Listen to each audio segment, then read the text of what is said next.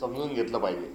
आणि या अनुषंगानं जो आमच्या काँग्रेसचं एक ट्विटर हँडल आहे, ज्याला एक विभाग ज्याचं संचालन करतो, त्या विभागाने एक राजकीय भाष्य केलं की कोणत्या काँग्रेस पक्षाच्या नेत्याच्या किंवा व्यक्तिगत हँडलवर नव्हतं, ते पक्ष पातळीवरच्या एका टीमनी एक गुंगी गुड्याच्या अनुषंगानं एक प्रासंगिक एका बीड जिल्ह्यात घडलेल्या घटनेच्या अनुषंगाने एक ट्विट केलं। आणि ते ट्विट केल्यानंतर त्याच्यावर बोलत असताना आम्ही सांगितलं की ते ट्विट आहे हे खोटं ठरवा। एका बाजूला हे अनुरोध पण होता, हे आव्हानही होतं, आणि एक राजकारणातली एक जी सभ्य स्पर्धा ज्याला म्हणतात किंवा चांगली हेल्दी जी कॉम्पिटिशन आहे त्याचंही एक प्रतीक कुठेतरी होतं। मी आधी आपल्याला सांगितल्यानुसार इंदिरा गांधी यांना देखील गुंगी गुड्या म्हटल्या गेलं। मात्र इंदिरा गांधींना गुंगी गुड्या म्हटल्यानंतर आमच्या पक्षाचे कार्यकर्ते, गुंडांचा तर प्रश्नच नाही, कार्यकर्ते किंवा समर्थक हे गुंगी गुड्या म्हणणाऱ्या लोकांच्या कार्यालयात नाही गेले, त्यांनी त्याचा विरोध नाही केला। तर इंदिरा गांधींनी त्या गुंगी गुड्या नाहीत तर त्या दुर्गा आहेत हे देशाला स्वतःनं सांगता त्यांच्या कृतीतून पटवून दिलं। हे एक उदाहरण आपल्याजवळ आहे। दुसरं, मनमोहन सिंग साहेबांना सातत्यानं भारतीय जनता पक्ष आणि विरोधक मौनी बाबा म्हणून त्यांचा उपहास कुठेतरी करत असल्याचं आपण बघितलं। आणि मौनी बाबा या देशाच्या पंतप्रधानांना म्हटल्या गेल्यानंतर मनमोहन सिंग साहेबांनी अशी अर्थव्यवस्था उभी केली, असे एकापेक्षा एक सरस कायदे आणले की त्यांना असरदार अशा स्वरूपाचा उल्लेख हा त्यांचा होतो। आणि आज अर्थशास्त्रीय सगळ्या गोष्टींमध्ये आणि या देशाच्या उभारणीमध्ये मनमोहन सिंग साहेबांना किती त्यांचा प्रभाव आहे की त्यांच्या पंतप्रधानाच्या कारकिर्दीच्या 12 वर्षानंतर देखील आज अर्थशास्त्रीय दृष्टिकोनातून आणि वेगवेगळ्या कायद्यांच्या, मग आधार कार्ड असेल, पॅन कार्ड असेल, इलेक्ट्रॉनिकच्या क्रांतीच्या अनुषंगाने असेल, अर्थशास्त्रीय दृष्टिकोनातून असेल, त्यांचा उल्लेख हा सातत्याने केला जातो। त्यामुळे आमच्या नेत्यांना मौनी बाबा म्हटलं गेलं, आमच्या नेत्यांना गुंगी गुड्या म्हटलं गेलं, त्याचा करारा जबाब जो आहे हा आचार, विचार, व्यवहार आणि उच्चारातून काँग्रेस पक्षाने दिला आहे। आणि ती असणारी आमची गरिमा आहे। आणि हीच गरिमा आणि हेच आव्हान, हे खुलं आव्हान या आमच्या पक्षाच्या वतीनं करण्यात आलेल्या या ट्विटरच्या अनुषंगानं हा अनुरोध आणि आव्हान आम्ही राष्ट्रवादी शरद पवार काँग्रेस पक्षाला आणि त्यांच्या नेत्यांना या ठिकाणी करत आहोत। यासोबत या सगळ्या विधानाच्या अनुषंगानं फार उपदेशाचे डोस हे आमच्या पक्षाला पाळले जातात आहे।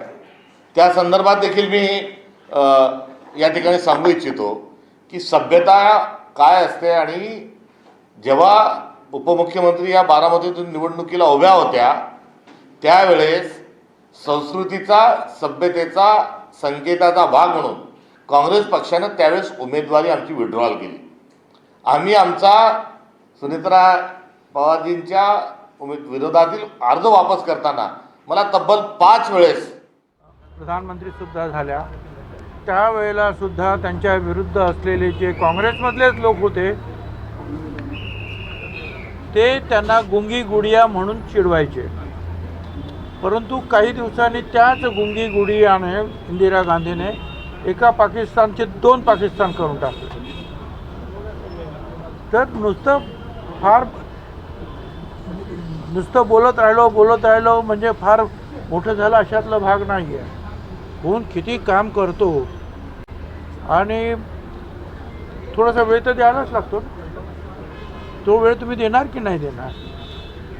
आणि हा प्रसंग प्रत्यक्ष इंदिरा गांधींच्या बाबतीमध्ये घडलं तर आम्हाला वाईट वाटलं, त्यांना वाईट वाटलं की नाही काय माहीत नाही मला, तर त्यावेळेला नसतील ते कदाचित राजकारणामध्ये। परंतु अशा रीतीने जे आहे एक राहुल गांधीपासून सगळे जे आहे महिलांच्यासाठी जे चांगलं बोलत असतात, आणि एक महिला पहिल्यांदाच या राज्याची, ते पण महाराष्ट्रासारख्या राज्याची उपमुख्यमंत्री पदावर बसलेली आहे, तिच्या बाबतीमध्ये असं बोलणं हे अतिशय अश्लाघ्य असं आहे। आणि अशी अपेक्षा काँग्रेस, दुसरं कोणतं असं लहान सहान काँग्रेस करून तरी अशा अपेक्षा नाही। त्यामुळे आमचे लोक जे आहेत, पक्षाचे लोक, ते तिथे गेले, त्यांनी त्यांना जाब विचारला आणि याच्या पुढे तरी जे आहे तर लक्षात ठेवा की तुम्ही जर आमच्या नेत्यांना काही जर असं जर बोलाल तर आमचे लोक गप्प बसतील, ऐकून घेतील असं नाही, जाब विचारणार. परंतु दिवसेंदिवस राजकारणातली जी पातळी आहे ती कुठेतरी घटत चालली आहे का? ज्या पद्धतीने ही सगळी वक्तव्य समोर येतात आहेत, हे शिव्याशाप देणं असतील पत्रकार परिषदेमध्ये किंवा पण त्यांचा आमचा काही संबंध नाही ना. ज्या काँग्रेसचे जे आहेत ते पुढारी त्यांचा आमचा काय संबंध आहे? त्यांचा आणि सुनेत्राताईंचा उपमुख्यमंत्र्यांचा काय संबंध आहे? कशासाठी हे उगीच आपला त्रास द्यायचा, कशासाठी अपमान करायचा? तर तुमच्या पक्षाने आंदोलनं केलेली आहेत, मात्र अजूनही काँग्रेस त्याच्या वक्तव्यावर ठाम आहे. ठाम. हर्षवर्धन सपकाळ म्हणतात की सुनेत्राताईंनी दुर्गा म्हणून सिद्ध करावं, असं ओपन चॅलेंज त्यांनी दिलं. दुर्गा म्हणून सिद्ध करावं असं. आता मग तुम्ही स्वतःला काय म्हणून सिद्ध करणार आहात? काही आपण बोलतो दुर्गा म्हणून सिद्ध करावं म्हणजे मोठमोठ्या गोष्टी सांगितल्या की काय हे सगळं जे त्यांनी केलेलं अपमान जिरून जात नाही. राजकारणामध्ये त्या सुनेत्राताई आहेत, उपमुख्यमंत्री आहेत, उपमुख्यमंत्री आहेत, आणि पुढच्या त्या काळामध्ये जे आहे ते कर्तृत्व नक्कीच सिद्ध करून दाखवणार. बीडमध्ये झालेल्या पत्रकार परिषदेवरतून हे संपूर्ण प्रकरण सुरू झालं. त्या ठिकाणी कुठेतरी धनंजय मुंडे यांच्याकडनं त्यांना थांबवण्याचा प्रकार आला. यांच्याकडून त्यांना थांबवण्याचा प्रकार झाला, त्यांना बोलण्यापासून रोखलं जात आहे असे प्रश्न देखील उपस्थित झाले. मला त्याची काही कल्पना नाही आहे, परंतु अनेक वेळेला जे आहे ज्या वेळेला मिटिंगचं काम संपतं त्याच्यानंतर काही वेळेला अनेक प्रश्न जे आहेत विचारत बसतात कोण ना कोणतरी. आता तुम्ही मला प्रश्न विचारतात, मी आता तुम्हाला उत्तरं दिली, त्याच्यानंतर जर तुम्ही आता तुमचा ट्रॅक बदलला तर मी सांगितलं नमस्कार जातो आतमध्ये, मी पण जाईल निघून. तर त्याच्यामुळे काम झालं, तुम्हाला जे पाहिजे ते सगळ्या गोष्टी झाल्यानंतर उगीच तिथे बसण्यात काय अर्थ होता? आणि एक ते ज्येष्ठ नेते आहेत धनंजय मुंडे, तिथलेच आहेत, त्यांनी सांगितलं तो ठीक आहे, आता झालं आपलं काम, मीटिंग संपली आता. परंतु काँग्रेस मात्र आपल्या भूमिकेवरती ठाम आहे. ते म्हणतात की जी काही वक्तव्य केलेली आहेत ती आम्ही त्याच्यावरती ठाम आहोत, परंतु तुमच्या पक्षाच्या कार्यकर्त्यांनी तिथे जाऊन जाब विचारला, गोंधळ घातला, राडा केला. त्यातला राडा केला. आता तुम्ही एवढे सगळे लोक आले म्हणजे काय राडा झाला का? आमचे कार्यकर्ते तुम्ही मला प्रश्न विचारता राडा झाला का?